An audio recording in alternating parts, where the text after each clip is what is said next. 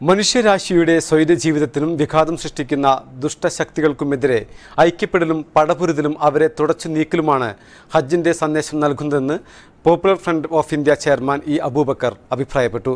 കരിപ്പൂർ ഹജ്ജ് ഹൗസിൽ India fraternity forum സംഘടിപ്പിച്ച ഹജ്ജ് camp ഉദ്ഘാടനം ചെയ്ത് സംസാരിക്കുകയായിരുന്നു അദ്ദേഹം.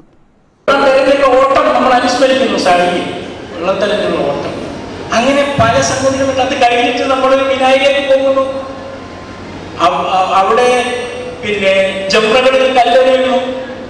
ഇതൊക്കെ എന്താ ഈ കല്ലേറ്? നമുക്കറിയാം, ഈ പിശാചിനെ പറഞ്ഞ് ആട്ടി അകറ്റുകയാണ് നമ്മൾ ചെയ്യുന്നത്. പിശാചിനെ തകർക്കാൻ വേണ്ടിയുള്ള നമ്മുടെ ദൃഢനിശ്ചയത്തിന്റെ ഭാഗമാണത്. എന്തൊക്കെയാണ് പിശാചുക്കൾ? നമുക്കറിയാം, ലോകത്തിലെ ജനങ്ങളെ ഏറ്റവും കൂടുതൽ ബാധിക്കുന്ന, ഏറ്റവും വലിയ ദുരിതത്തിലേക്ക് അടക്കുന്നതാണ് അധികാര വ്യവസ്ഥ എന്നുള്ളത്.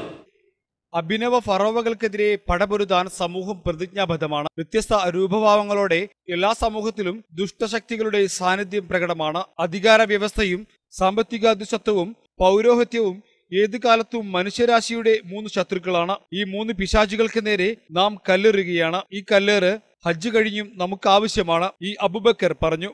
പോപ്പുലർ ഫ്രണ്ട് സംസ്ഥാന പ്രസിഡന്റ് നസറുദ്ദീൻ എളമരം ചടങ്ങിൽ അധ്യക്ഷനായിരുന്നു. ഹജ്ജിന്റെ ആത്മാവ് എന്ന വിഷയത്തിൽ അബ്ദുൽ നാസിർ ബാക്കബിയും ഹജ്ജിന്റെ പ്രായോഗിക വിഷയത്തിൽ India fraternity forum Saudi zonal secretary Ismail പാണാവള്ളിയും ക്ലാസ് എടുത്തു.